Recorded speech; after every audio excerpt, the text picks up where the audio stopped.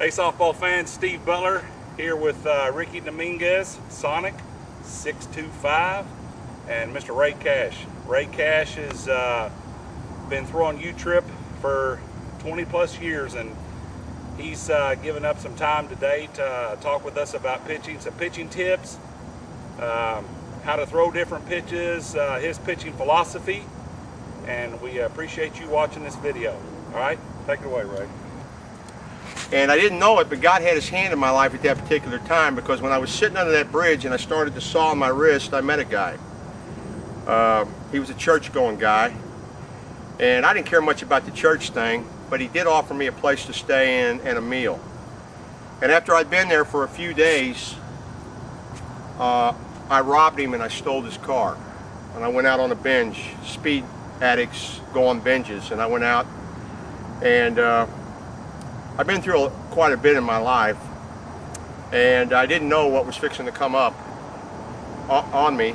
And when I run out of money, I run out of gas, I went back to his house and I went in there and asked him if I could continue to stay there. And he said, "Ray, can I pray for you?" And I said, "Absolutely not." He said, "Well, I want you to know that I love you."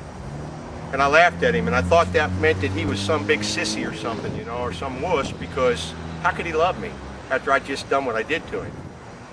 And he had told me about Jesus and what it meant to be saved. And I just thought, you know, that's just a cop-out, that's just a crutch. And so he left the house. And I was sitting there on the back porch, and there was a young lady upstairs that was being abused. And I told her next time I heard it going on, I'd been there now for about a month, and I told her next time I heard it going on that I would come and give her a hand. And I heard her scream, and I jumped up and ran around the corner, and a guy had shot her boyfriend right in front of me. He shot him twice, right in the head and in the chest, and I ran right up on it. Remember now, I've been up for 4 days smoking methamphetamine. And as I ran up on it, I froze, and he put the pistol in my face, and he pulled the trigger, and the gun misfired. This guy flopped around on the ground. He shot him again, and he killed him. The girl screamed and ran, and he shot at her, and he chased her.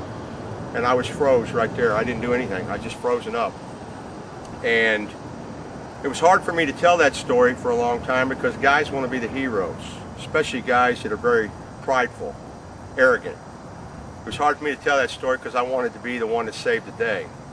When in reality, Jesus saved my life that day. He had a plan for me, just like he's got a plan for every one of you that are watching this video.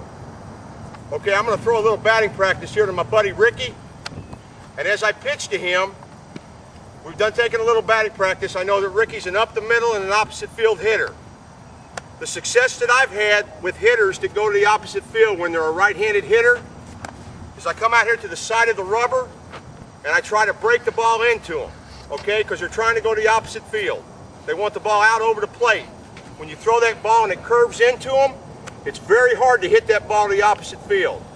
But you better be heads up on the mound, because you'll get your hat knocked off.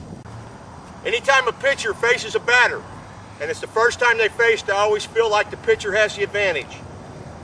If you face a batter, once they see you once or twice on the mound, they get your timing down, then the batter has the advantage. So my advantage needs to come in the first 3 innings of a ball game, okay?